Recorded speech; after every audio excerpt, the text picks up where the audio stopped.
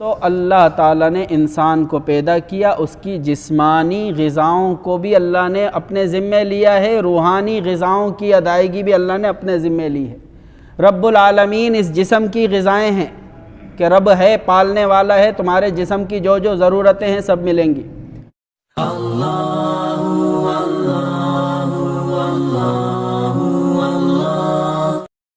اعوذ باللہ من الشیطان الرجیم، بسم اللہ الرحمن الرحیم،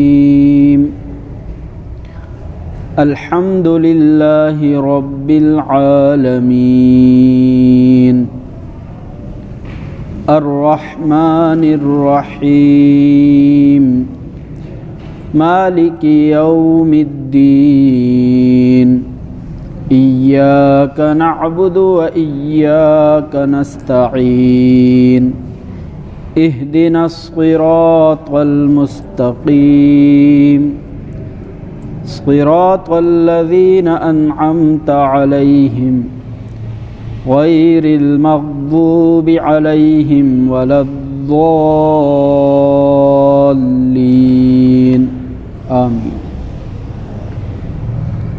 پہلے ایک مرتبہ ترجمہ دہرا لیتے ہیں، اس کے بعد جتنے حصے کی تفسیر کرنی ہے اس کو بیان کریں گے انشاءاللہ۔ اعوذ باللہ من الشیطان الرجیم، اس کے معنی کہ میں اللہ کی پناہ میں آتا ہوں شیطان مردود سے، یعنی بچنے کے لیے اللہ کی حفاظت میں آتا ہوں۔ بسم اللہ الرحمن الرحیم، اللہ کے نام کی مدد سے میں شروع کرتا ہوں جو رحمان ہے یعنی سب پر مہربان ہے، جو رحیم ہے یعنی بہت مہربان ہے۔ الحمد، سب تعریفیں، تمام تعریفیں للہ، اللہ کے لیے ہیں، رب العالمین، جو پالنے والا ہے جہانوں کا، الرحمن الرحیم، جو سب پر مہربان ہے، بہت مہربان ہے، مالک یوم الدین، بدلے کے دن کا مالک ہے، انصاف کے دن کا مالک ہے، ایاک نعبد، خاص آپ کی ہم عبادت کرتے ہیں، و ایاک نستعین، اور خاص آپ سے ہم مدد مانگتے ہیں، اہدنا الصراط المستقیم، ہمیں صراط مستقیم کی ہدایت عطا فرما، سیدھے راستے کی ہدایت عطا فرما۔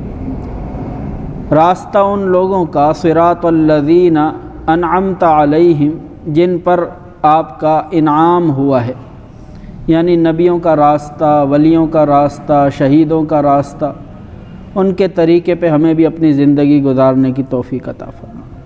غیر المغضوب علیہم، نہ کہ ان لوگوں کا راستہ جن پر غضب نازل ہوا ہے، یعنی یہودی لوگ، ولا الضالین، اور نہ ہی گمراہوں کے راستے پہ ہمیں چلا، یعنی عیسائیوں کے راستے پہ۔ یعنی ہم اللہ سے دعائیں مانگ رہے ہیں کہ اللہ ہمیں صراط مستقیم پر ہمیشہ قائم رکھ، یہود و نصارہ کے طریقوں پر اپنی زندگی گزارنے سے ہمیں بچنے کی توفیق عطا فرما۔ تو پچھلے درس میں الحمدللہ رب العالمین اور الرحمن الرحیم، ان دو آیتوں پر کچھ بات ہوئی تھی۔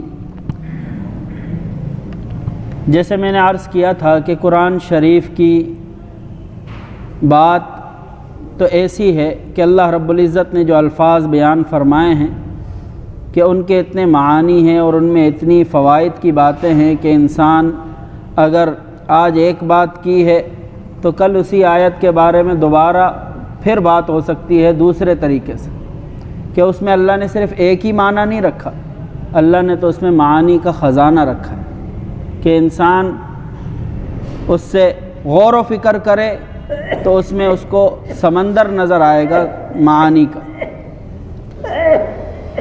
تو لہذا الحمدللہ رب العالمین الرحمن الرحیم، ان آیتوں میں جس طرح اللہ تعالیٰ کی تعریف کی بات ہے اور اللہ تعالیٰ کے رب ہونے کی بات ہے، اللہ کی رحمت کی بات ہے، اسی طرح انسان کی سوچ کو درست کرنے کے لیے عقیدوں کی بات بھی ہے اس کے اندر، کہ انسان کا عقیدہ بھی درست ہو جائے۔ اس میں غور و فکر کرنے کے لیے سب سے پہلی چیز کیا ہے کہ انسان کا اللہ کے بارے میں عقیدہ درست ہے، جس کو توحید کا عقیدہ کہتے ہیں، کہ اللہ کو ایک مانے، اللہ کو ایک جانے، اسی کی عبادت کرے، اس کے سوا کسی سے کچھ نہ سمجھے۔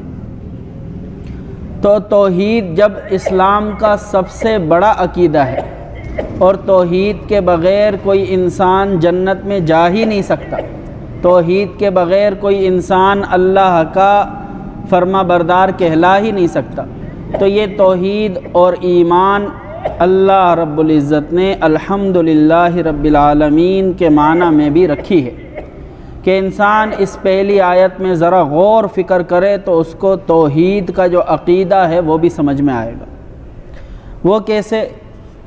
کہ جب اللہ رب العزت یہ فرما رہے ہیں کہ سب تعریفیں اس ذات کے لیے ہیں جس میں سب کمالات ہیں، جو اللہ ہے جس میں سب کمالات ہیں، جس میں کوئی عیب ہے ہی نہیں، تو معبود ہونا یہ بھی تو ایک کمال ہے۔ یہ کمال اللہ ہی کے اندر ہے، کیونکہ وہ ہر عیب سے پاک ہے، اس میں کوئی عیب نہیں۔ انسان جتنی چیزوں کو معبود سمجھ رہے ہیں ان میں تو عیب ہیں۔ انسان انسانوں جیسی چیزوں کو معبود بنا لیتے ہیں، کوئی پتھروں کو معبود بنا رہا ہے، کوئی درختوں کو اپنا خدا بناتا ہے، کوئی جیسے ہندوستان میں جیسے ہندوؤں کے بارے میں آتا ہے کہ 3 کروڑ ان کے دیوتا ہیں، جو چیز عجیب نظر آئے، ان کو فائدے والی نظر آئے، اس کو خدا بنا لیا۔ تو اللہ کی جو مخلوق ہے جن کو خدا بنایا جا رہا ہے ان میں تو عیب ہی عیب ہیں، کمیاں ہی کمیاں ہیں۔ معبود اور خدا تو ایسا ہونا چاہیے جس میں کوئی عیب نہ ہو، جو محتاج نہ ہو۔ جو اولاد کا خواہش مند ہے وہ بھی اولاد کا محتاج ہے، جبھی تو اولاد کی خواہش ہے۔ جو مال و دولت کا خواہش مند ہے وہ مال و دولت کا محتاج ہے۔ تو اللہ تو ایسا ہونا چاہیے، خدا تو ایسا ہونا چاہیے جو محتاج نہ ہو کسی بھی چیز کا۔ وہ صرف ایک اللہ کی ذات ہے، جو نہ مال و دولت کا محتاج ہے، نہ اولاد کا محتاج ہے، نہ بیوی کا محتاج ہے، نہ اس کو مخلوق کی احتیاج ہے کہ مخلوق ہونی چاہیے۔ اللہ کو ہم سے کوئی فائدہ نہیں پہنچ رہا کہ اللہ تعالیٰ کو ہماری ضرورت ہے۔ اللہ کو تو کسی بھی مخلوق سے کوئی فائدہ نہیں پہنچ رہا۔ اگر ساری مخلوق اللہ کی نافرمانیاں کرے تو بھی اللہ کی خدائی میں کوئی کمی نہیں آئے گی، اللہ کی قدرت اور طاقت میں کوئی کمی نہیں آئے گی، اس کی طاقت پھر بھی ویسی ہی رہے گی، چاہے ساری مخلوق اس کی نافرمانی کرے اور ساری ہی مخلوق اس کی فرما برداری میں لگ جائے تو بھی اس کی طاقت میں کوئی اضافہ نہیں ہو جائے گا، اس کی عزت میں کوئی اضافہ نہیں ہو جائے گا۔ تو وہ تو اثر لینے سے پاک ہے، وہ کسی چیز کے اثر کو نہیں لیتا ہے، مؤثر خود ہے پر متاثر نہیں ہوتا کسی چیز سے۔ تو اللہ رب العزت کے لیے تعریفیں ہیں، تعریفیں صاحب کمال کی ہوتی ہیں، اور اللہ میں جو کمالات ہیں وہ کمالات کسی میں نہیں۔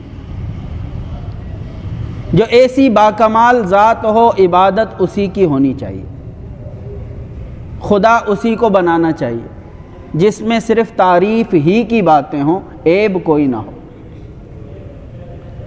عیسائیوں نے حضرت عیسیٰ علیہ السلام کو خدا بنایا اللہ کا بیٹا مان کر، یہودیوں نے حضرت عزیر علیہ السلام کو اللہ کا بیٹا مانا، اور پھر بیٹا مانا ہے تو خدا بھی ماننا پڑے گا، اللہ کا بیٹا ہے تو اللہ ہوگا، پھر باپ کا بیٹا، انسان کا بیٹا انسان ہوتا ہے، شیر کا بیٹا شیر ہوتا ہے، تو پھر جب خدا کا بیٹا مانا ہے تو خدا ہی بنے گا، خدا کا بیٹا تو پھر انسان نہیں بن سکتا۔ تو اب ضروری طور پر ان کو خدا ماننا پڑا۔ یہودی بھی شرک میں مبتلا ہوئے کہ حضرت عزیر علیہ السلام کو خدا کا بیٹا مانا تو خدا مانا، عیسائیوں نے عیسیٰ علیہ السلام کو اللہ کا بیٹا مانا تو خدا مانا۔ تو اب دیکھیں عیسیٰ علیہ السلام ہوں یا عزیر علیہ السلام، ان کے بارے میں اللہ تعالیٰ نے قرآن شریف میں فرمایا ہے کہ یہ تو پیدا ہوئے ہوئے انسان ہیں۔ اللہ تو وہ ذات ہونی چاہیے، خدا تو وہ ہو جو جس پر کبھی نہ ہونے کا زمانہ نہ ہو، کہ وہ نہیں تھا پھر پیدا ہوا۔ خدا تو وہ ذات ہوتی ہے جو ہمیشہ سے ہو، ہمیشہ رہے، اور ایسی ذات تو صرف ایک اللہ کی۔ اس کے سوا جتنے بھی معبود بنا رکھے ہیں وہ سب، ان سب کے بارے میں سب سمجھتے ہیں کہ یہ پیدا ہوئے تھے، یہ پیدا ہوئے تھے، پھر بڑے ہوئے تھے، پھر ان کے پاس ایسے اختیار ہوئے تھے۔ تو جو پیدا ہو وہ خدا کیسے ہو سکتا ہے؟ پیدا ہونے والے کا تو پھر پیدا کرنے والا کوئی ہوتا ہے، تو پھر پیدا کرنے والے کو خدا کیوں نہیں مان رہے؟ پیدا ہونے والے کو خدا مانا جا رہا۔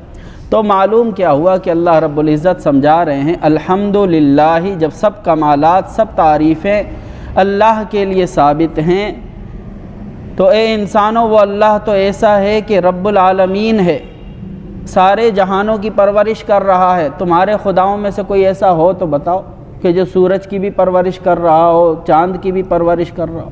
جیسے ابراہیم علیہ السلام کا نمرود کے ساتھ جو مکالمہ ہوا، قرآن شریف میں اس کا بیان ہے کہ نمرود کہتا تھا کہ میں بھی رب ہوں، میں بھی خدا ہوں، تو ابراہیم علیہ السلام نے اسے کیا دلیل دی کہ میرا خدا تو مشرق سے سورج نکالتا ہے، مغرب میں اس کو غروب کرتا ہے، تو اگر خدا ہے تو پھر مغرب سے نکال اور مشرق میں ڈبا کے دکھا اس کو۔ اب تو وہ خاموش ہو گیا۔ ایسی طاقت کس میں ہے کہ جو سورج پر اپنا اختیار چلائے؟ ایسی طاقت کس میں ہے جو چاند پر اپنا اختیار چلائے کہ چاند کو 2 ٹکڑے کر دیا؟ وہ اللہ کے حکم سے ہوا۔ تو جو ذات پوری مخلوق کی پرورش کر رہی ہے، پوری مخلوق کی تربیت کر رہی ہے، پوری مخلوق کو ضرورت کی ہر چیز دے رہی ہے، تو پھر معبود اسی کو ماننا چاہیے جو سب کو ہر چیز مہیا کر رہا ہے۔ اور جب وہ پوری کائنات کے نظام کو سنبھالے ہوئے ہے اکیلے، اس نے اپنے نظام کے سنبھالنے میں کسی سے مدد نہیں لی، تو پھر عبادت کے لائق بھی صرف وہی ہے۔ تو الحمدللہ رب العالمین میں اللہ رب العزت ہمیں عقیدہ توحید سمجھاتے ہیں کہ تم اپنا معبود، اپنا خدا صرف ایک اللہ کو بناؤ جو سارے جہانوں کا رب ہے، پال رہا ہے، تمہیں بھی پال رہا ہے، تمہارے پچھلے باپ دادوں کو بھی اسی نے پالا تھا۔ اس کی بادشاہت زندوں پر بھی ہے، مردوں پر بھی ہے۔ اب ایک سوال ہو سکتا ہے کہ اللہ رب العزت جب کسی سے مدد لینے کے محتاج نہیں ہیں تو پھر اللہ تعالیٰ نے اپنے کاموں کے لیے فرشتوں کو کیوں مقرر کر رکھا ہے؟ بارشوں کے لیے فرشتے رکھے ہوئے ہیں، روح قبض کرنے کے لیے بھی فرشتے رکھے ہوئے ہیں، رزق کے لیے بھی فرشتے رکھے ہوئے ہیں، حفاظت کے لیے بھی اللہ تعالیٰ نے فرشتے مقرر کر رکھے ہیں۔ آیت الکرسی انسان پڑھتا ہے، اللہ تعالیٰ کی طرف سے ایک حفاظت کا فرشتہ آ جاتا ہے، وہ پوری رات اس کی حفاظت کرتا رہتا ہے ہر طرح کی چیزوں سے۔ تو اللہ رب العزت نے پھر فرشتوں کو کس لیے پیدا کیا؟ یہ بھی تو اللہ کی نوکری کر رہے ہیں، خدمت انجام دے رہے ہیں۔ تو میرے محترم دوستو، اللہ تبارک و تعالیٰ نے انسان کو زمین پر اپنا خلیفہ بنایا ہے، اور زمین کے اندر اللہ رب العزت نے انسان کو بادشاہتیں عطا فرمائی ہیں۔ تو اللہ رب العزت نے جو نظام اپنا چلایا ہے اس سے انسانوں کو سبق دیا ہے کہ تم اسی طریقے سے اپنا نظام چلاؤ گے جس طریقے سے میں چلا رہا ہوں۔ میں خود سب کچھ کرنے پہ قادر ہوں، لیکن انسان کو سکھانے کے لیے اللہ نے فرشتوں کو بارشوں کے لیے ڈیوٹی لگائی، کسی فرشتے کو رزق پر ڈیوٹی لگائی۔ یہ کام جو سونپے ہیں اللہ تعالیٰ نے فرشتوں کے ذمے، یہ کام سونپنا انسان کی تربیت کے لیے ہے کہ انسان سمجھے کہ اکیلا ہی سب کچھ کام نہیں کر سکتا، اپنا نظام چلانا ہے تو ہر کام کے لیے بندے مقرر کرو، ڈیوٹیاں لگاؤ، خدمتیں لگاؤ، تاکہ ایک نظام ترتیب سے چلے۔ ایک انسان سب کچھ نہیں کر سکتا۔ جیسے اللہ تبارک و تعالیٰ نے بچے کے دنیا میں آنے کے لیے 9 مہینے کا ایک بڑا پروسیس رکھا ہے۔ اللہ تبارک و تعالیٰ تو قادر تھے کہ ایک ہی لمحے میں سب کو پیدا کر دیں، تو یہ اتنا لمبا عرصہ جو ایک پرورش کا ہوتا ہے ماں کے پیٹ میں، یہ اللہ تعالیٰ نے انسان کو سکھانے کے لیے فرمایا کہ انسان جب تو بھی کسی کام کو کرنے کا ارادہ کرے تو آہستہ آہستہ سکون کے ساتھ اس کو انجام دے۔ جلد بازی ہر کام میں نقصان دہ ہوتی ہے۔ تو جب اللہ تعالیٰ نے اپنے کام آہستہ آہستہ کر کے دکھائے ہیں تو انسان کو یہی چیز سکھائی ہے کہ جب بھی کسی کام کو کرو سکون سے کرو، ترتیب سے کرو، جلد بازی نہیں کرنی۔ آسمانوں زمینوں کو اللہ تعالیٰ نے 6 دنوں میں ساتھ پیدا کیا، یہ ساری چیزیں، یہ اللہ تعالیٰ جو ایک دم سے کسی چیز کو نہیں پیدا کرتے، وہ انسان کی تربیت کے لیے کرتے ہیں کہ انسان بھی یہی سیکھے کہ میں ایک دم سے ترقی حاصل نہیں کر سکتا، آہستہ آہستہ ترقی حاصل کروں گا۔ سیڑھی بس سیڑھی چڑھنی ہے تو چھت پہ جا کے پہنچے گا، ایک دم سے چھلانگ لگا کر نہیں پہنچ سکتا۔ تو اللہ تعالیٰ تو سب کچھ کر سکتے تھے، لیکن انسان کو بھی تو اللہ تعالیٰ نے سکھانا تھا کہ انسان کو کیسے چلنا ہے دنیا میں۔ اس لیے اللہ تعالیٰ نے ایک بڑا فرشتوں کا نظام رکھا ہے، حفاظت کے الگ فرشتے، بارشوں کے لیے الگ فرشتے، ہواؤں کے لیے الگ فرشتے، بچوں کی حفاظت کے لیے، پھر روح نکالنے کے لیے الگ فرشتے۔ تو یہ سارے جو خدمتگار اللہ نے رکھے ہیں، بادشاہوں کی تربیت کے لیے رکھے ہیں۔ جب تمہیں انسانوں کی بادشاہت ملے تو ملک کا نظام کیسے چلانا ہے۔ ملک کا نظام خود بخود نہیں چلے گا، بلکہ تمہیں اسی طرح محکمے بنانے پڑیں گے اور ڈیوٹیاں دینی پڑیں گی، خدمتیں دینی پڑیں گی، پھر ایک سارا نظام ترتیب سے چلے گا، پھر پریشانی نہیں ہوگی۔ یعنی یہ سارا نظام اللہ نے ہمیں سکھانے کے لیے بنایا ہے، ورنہ یہ فرشتوں کے اللہ محتاج نہیں ہے۔ اللہ تعالیٰ تو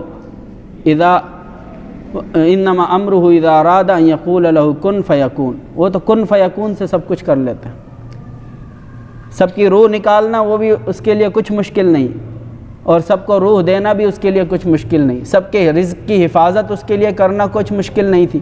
یہ بارشوں کو کس وقت چلانا ہے، کس وقت روکنا ہے، اللہ کے لیے کچھ مشکل نہیں تھا کہ سب کچھ خود کر لیتا، لیکن اللہ تعالیٰ نے ہمیں سکھانے کے لیے، ہماری تربیت کے لیے یہ سارا نظام بنایا۔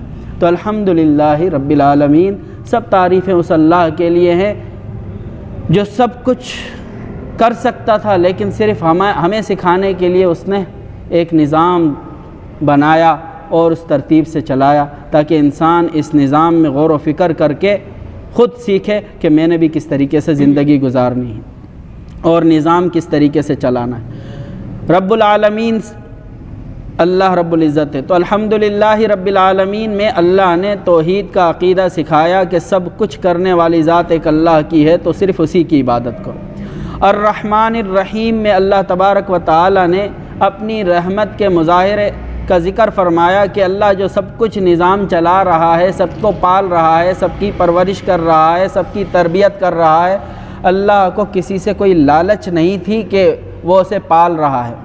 ماں باپ کو تو چلو اولاد سے کوئی لالچ ہو سکتی ہے کہ بڑے ہو کر ہمارا سہارا بنیں گے زندگی کا اور بڑھاپے میں ہمارے کام آ جائیں گے۔ تعلیم دینا، بچوں کو دنیا کی تعلیم دینا بھی کسی لالچ سے ہو سکتا تھا کہ چلو بڑے ہوں گے کوئی اچھا کام کریں گے، نوکری کریں گے، سکون سے خود بھی کھائیں گے، ہمیں بھی کھلائیں گے۔ تو انسان کی تربیت اور انسان کا پالنا تو لالچ میں بھی ہو سکتا تھا، لیکن اللہ جو سب کو پال رہا ہے وہ رحمت کی وجہ سے پال رہا ہے۔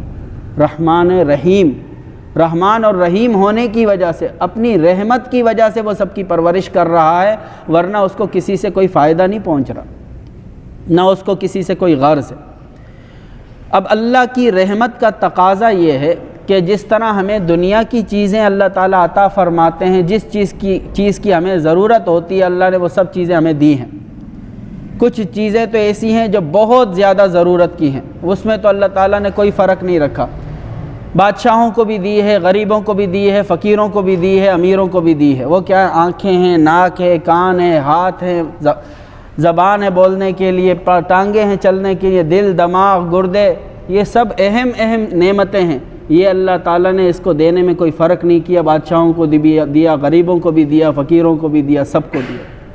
تو یہ نعمتیں کوئی معمولی نعمتیں نہیں ہیں، لیکن چونکہ یہ سب کو ملی ہوئی ہیں اس لیے ہمیں ان نعمتوں کے بڑا ہونے کا احساس نہیں ہوتا کہ یہ بھی بڑی نعمت ہے۔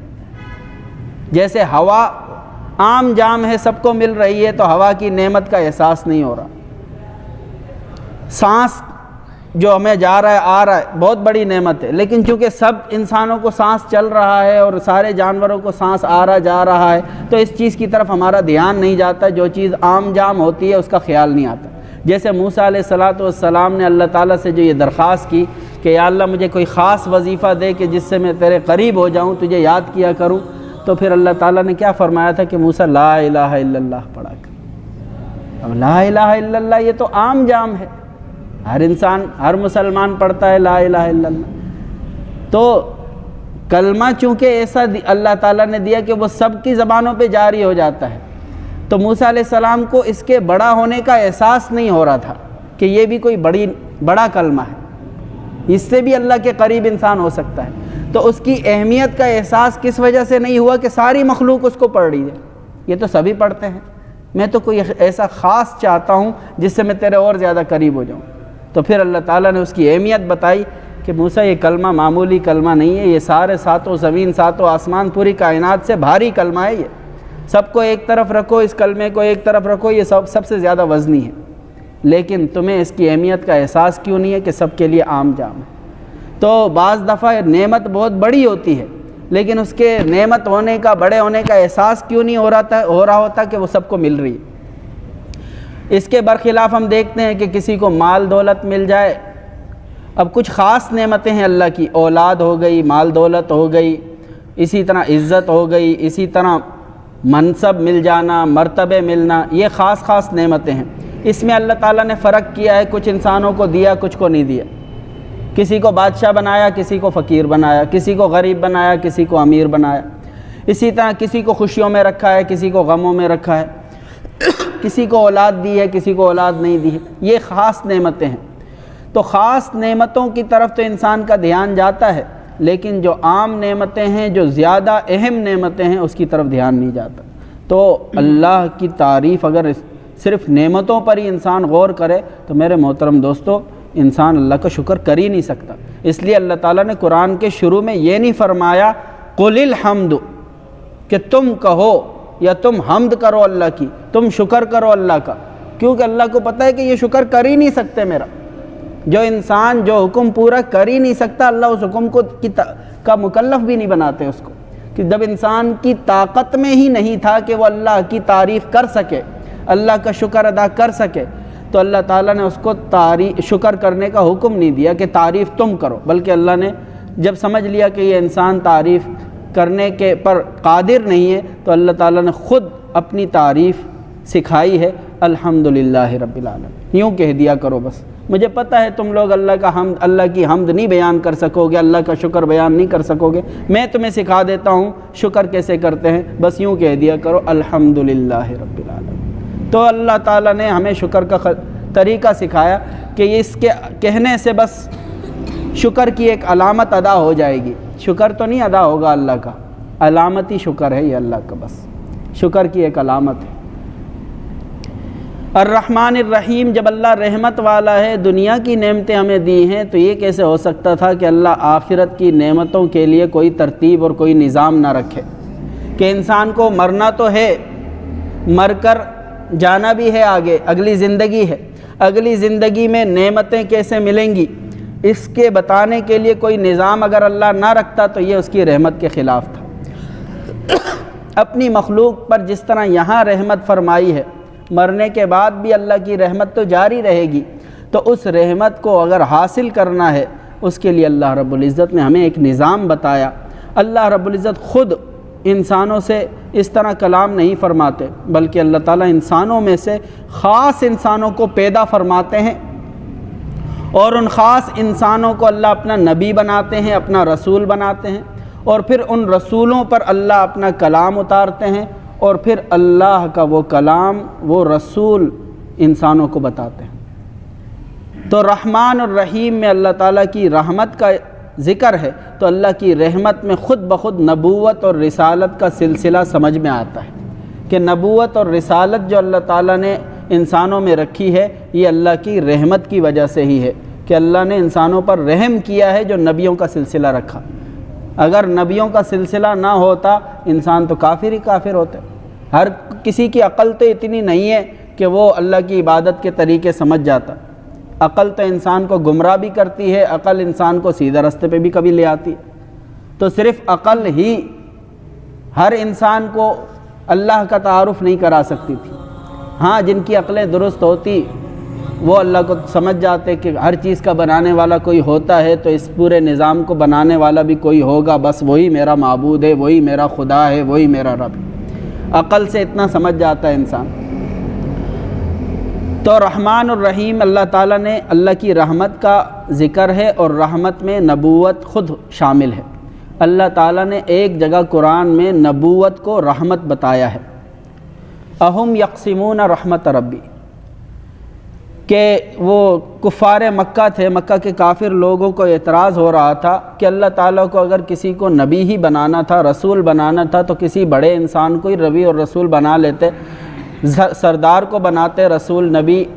ایک غریب انسان جو یتیمی میں جس نے زندگی گزاری، کبھی دادا کی پرورش میں، کبھی چاچا کی پرورش میں، جس کا اپنا کوئی بڑا کاروبار نہیں، مال دولت کی کوئی بہتات نہیں اس کے پاس، ہاں اخلاق کا اچھا ہے، کردار کا اچھا ہے، خاندان کا اچھا ہے، لیکن مال و دولت تو نہیں ہے اس کے پاس. تو نبی تو سب میں بڑا ہوتا ہے، تو پھر کسی بڑے مال و دولت والے کو ہی اللہ نبی کیوں نہیں بنا رہا؟ تو اللہ تبارک و تعالیٰ نے ان کی اس بات کو قرآن میں ذکر کیا کہ یہ لوگ یوں کہتے ہیں کہ اللہ تعالیٰ نے کسی بڑے آدمی پر قرآن نازل کیوں نہیں کیا، کسی سردار کو نبی کیوں نہیں بنایا؟ نبی بنانے کا اختیار کیا ان لوگوں کے پاس ہے؟ یہ لوگ مجھے مشورہ دیں گے کہ کس کو نبی بنانا چاہیے، کس کو نبی نہیں بنانا چاہیے.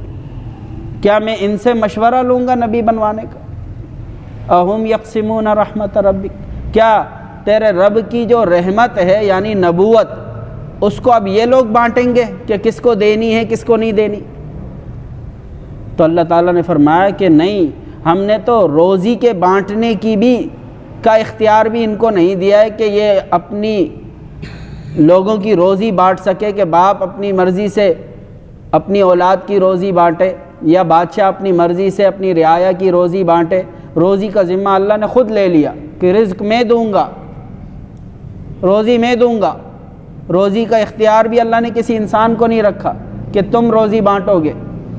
تو جب روزی جو جسم کی غذا ہے، اس جسم کی غذا ہے، اس جسم کی غذا کو بانٹنے کا حق اللہ نے انسان کو نہیں دیا، تو جو روح کی غذا ہے، نبوت، وحی، رسالت، قرآن، اللہ کا تعارف، اللہ کی معرفت، یہ تو روح کی غذا ہے. تو اللہ نے جسم جیسی معمولی چیز کی غذا کا اختیار انسان کو نہیں دیا، تو روح جیسی چیز کی غذا کا اختیار انسان کو اللہ کیسے دے گا؟ تو روح کی غذا نبوت اور وحی سے حاصل ہونے والی باتیں علم ہے کہ وہی، یہ ہم جو قرآن پڑھ رہے ہیں یہ وحی تو ہے اللہ کی، یہ نبوت کا علم ہی تو ہے جو ہم پڑھ رہے ہیں، اور یہی روح کی غذا ہے. روح انہی چیزوں سے پھلتی پھولتی ہے، خوش ہوتی ہے، طاقت حاصل کرتی ہے. تو روح کی غذا کا اختیار بھی اللہ نے اپنے پاس رکھا ہے کہ نبی کس کو بنانا ہے. تو میرے محترم دوستو، اللہ تعالیٰ نے انسان کو پیدا کیا، اس کی جسمانی غذاؤں کو بھی اللہ نے اپنے ذمے لیا ہے، روحانی غذاؤں کی ادائیگی بھی اللہ نے اپنے ذمے لی ہے. رب العالمین اس جسم کی غذائیں ہیں کہ رب ہے، پالنے والا ہے، تمہارے جسم کی جو جو ضرورتیں ہیں سب ملیں گی. الرحمن الرحیم، رحمت کی بات ہے تو تمہاری جو روح ہے اس کی غذا کا بھی ذمہ میرے ذمے ہے. نبی کس کو بنانا ہے اور کیا کیا احکامات نازل کرنے ہیں وہ بھی اللہ تعالیٰ نے اپنے ذمے لیا ہے. کوئی انسان حکم بنا نہیں سکتا، حکم اللہ کے ہوتے ہیں. انسان مسئلے بناتے نہیں ہیں، مسئلے بتاتے ہیں. مفتی صاحب مسئلہ بتاتے ہیں، بناتے نہیں ہیں، کیونکہ مسئلہ اللہ کا حکم ہوتا ہے، اور اللہ کا حکم انسان نہیں بنا سکتے، اللہ کا حکم تو اللہ ہی نازل کرتا ہے. تو اس لیے اللہ رب العزت نے رحمان و رحیم میں رسالت کا عقیدہ سمجھایا ہے کہ رسول اور نبی بھی ضروری ہے، اور وہ انسانوں میں ضرور آئیں گے. مالک یوم الدین میں اللہ تعالیٰ نے تیسرا عقیدہ سمجھایا ہے، آخرت کا عقیدہ. توحید کا عقیدہ ہو گیا، رسالت کا عقیدہ ہو گیا، اب اس کے بعد کیا چیز ہے؟ قیامت. ہم مسلمان ہیں، ہمارا عقیدہ ہے کہ ایک دن ہمیں مرنا ہے، اور مر کر انسان کو اس دنیا میں جانا ہے کہ جہاں پر ایک دن ایسا آئے گا کہ جس میں اللہ تعالیٰ نیکوں کو اس کی نیکی کا صلہ اور بدوں کو ان کی برائی کی سزا ملے گی۔ دنیا میں جب اللہ تعالیٰ نے نبوت کا سلسلہ شروع فرمایا ہے اور نبی آ گئے، نبی نے تعلیم دے دی، اب کچھ لوگ تو اس تعلیم پر زندگی گزار رہے ہیں اور کچھ لوگ اس تعلیم سے ہٹ کر زندگی گزار رہے ہیں۔ تو اگر دونوں مر جائیں اور مرنے کے بعد دونوں کو کوئی صلہ نہ ملے، یہ تو اللہ کی رحمت نہیں ہے۔ اللہ کی رحمت تو یہ ہے کہ نیک کو اس کا انعام ملنا چاہیے اور برے کو اس کی سزا ملنی چاہیے۔ اللہ تعالیٰ جب رحمان و رحیم ہیں تو اللہ نے انصاف کا دن بھی ایک رکھا ہے۔ مالک یوم الدین میں اللہ نے یہ بتایا کہ رحمت ہی انصاف کا تقاضا کرتی ہے، کہ جو انسان رحم کرنے والا ہوتا ہے وہی انصاف کرتا ہے، جس میں رحم نہیں ہوتا، ظالم ہوتا ہے، وہ انصاف کہاں سے کرے گا؟ ظالم تو ظالم ہوتا ہے۔ تو رحم دل انسان ہی انصاف کا، تو انصاف کا دن اللہ نے مالک یوم الدین میں سمجھایا کہ وہ آخرت کا ایک دن آنے والا ہے جس کا مالک وہی اللہ ہوگا۔ تو میرے محترم دوستو، اللہ تبارک و تعالی نے ان 3 آیتوں کے اندر ہماری سوچ اور ہمارے عقیدے کی اصلاح فرمائی ہے کہ اپنی سوچ اور اپنا عقیدہ قرآن کی آیات سے درست کرو، سوچ بھی درست کرو، عقیدے بھی درست کرو۔ الحمدللہ رب العالمین میں غور کرو، اللہ کی توحید سمجھ میں آئے گی۔ الرحمن الرحیم میں غور کرو، نبوت اور رسالت کی ضرورت سمجھ میں آئے گی کہ نبی اور رسول کیوں ہونے چاہیے۔ اور مالک یوم الدین میں غور کرو تو قیامت کا دن خود سمجھ میں آئے گا کہ جب مر کر اللہ کے پاس جانا ہے تو پھر زندگی کیسی گزارنی چاہیے۔ جب بدلہ ملے گا ایک دن تو پھر ہمیں زندگی کیسی گزارنی چاہیے۔ پھر انسان خود اپنی زندگی سوچ سمجھ کر اور اپنے عقیدے کے حساب سے اپنی زندگی گزارے گا۔ جیسا عقیدہ، جیسی سوچ ہوگی ویسا عمل ہوگا۔ عمل ہوتا ہے سوچ کے بعد، انسان کی جیسی سوچ، جیسی عقیدہ ہوتا ہے ویسی اس کے عمل ہو رہے ہوتے ہیں۔ تو اس لیے اللہ تعالیٰ سب سے پہلے انسان کی سوچ کو درست فرما رہے ہیں، انسان کے دماغ اور ذہن کو شریعت کے سانچے میں لا رہے ہیں، تاکہ آگے آنے والی جو دعا ہے، ہدایت کی دعا مانگ رہا ہے، آگے صراط مستقیم کی ہدایت مانگ رہا ہے، وہ تو سارے عمل کی باتیں ہیں۔ عمل تو تب ہوتا ہے جب سوچ درست ہو، سوچ ٹھیک ہوگی تو عمل ٹھیک ہوگا، سوچ ہی غلط ہوگی تو عمل کہاں سے درست ہوگا؟ تو پہلے سوچ کو درست کر رہے ہیں، اس کے بعد آگے عمل کرنا آسان ہوگا۔ اللہ سے دعا ہے اللہ تعالی ہمیں قرآن شریف کی باتوں سے اور قرآن شریف کی آیتوں سے ہدایت حاصل کرنے کی توفیق عطا فرمائے، اور اپنے عقیدوں کو اور اپنی سوچ کو اللہ تعالیٰ کی مرضی کے مطابق بنانے کی اللہ تعالیٰ ہمیں توفیق عطا فرمائے۔ تو یہ چند مختصر باتیں تھیں۔ مالک یوم الدین میں زیادہ بھی کلام نہیں ہو سکا، انشاءاللہ کوشش کریں گے اگلے درس میں اس میں قیامت کے دن سے متعلق ضروری باتیں جو ہیں وہ بھی بیان ہو جائیں، تاکہ قیامت کا دن بھی انسان کو یاد رہے اور اس کی ضروری باتیں بھی انسان سوچ میں رکھے کہ قیامت کے دن کیا کچھ ہونے والا ہے۔ تو اللہ تعالیٰ سے دعا کریں اللہ تعالیٰ ہمیں اس سلسلے کو جاری ساری رکھنے کی توفیق عطا فرمائے، اور جو باتیں سنی ہیں اللہ اس پر عمل کی توفیق عطا فرمائے۔ الحمدللہ رب العالمین والصلاة والسلام علی سید الانبیاء والمرسلین محمد وعلی آلہ وصحبہ اجمعین۔ اللہم آنس وحشتنا فی قبورنا، اللہم اغفر لنا وارحمنا بالقرآن العظیم واجعلہ لنا اماما ونورا وہدا ورحمہ، اللہم ذکرنا منہ ما نسینا وعلمنا منہ ما جہلنا وارزقنا تلاوتہ آناء اللیل وآناء النہار واجعلہ لنا حجتا یا رب العالمین۔ اللہم اجعل القرآن العظیم ربیع قلوبنا ونور صدورنا وجلاء ہمنا وذہاب حزننا برحمتک یا ارحم الراحمین، آمین آمین آمین۔ حسبی اللہ و نعم الوکیل، نعم المولا و نعم النصیر، حسبی اللہ